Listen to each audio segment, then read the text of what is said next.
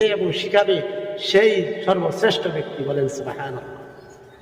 5 number, যে ঘুমের উপরে নিজের মৃত, আমাদের যাদের মা বাবা মারা গিয়েছে, আপনারা যদি ঘুমের ঘরে দেখেন যে নিজের মা বাবা, আপনার মৃত মা বাবা আপনার উপরে খুব সন্তুষ্ট, আপনার উপরে খুব খুশি, তাহলে বুঝতে হবে আপনার জন্য সামনে অনেক ভালো কিছু অপেক্ষা করতেছে।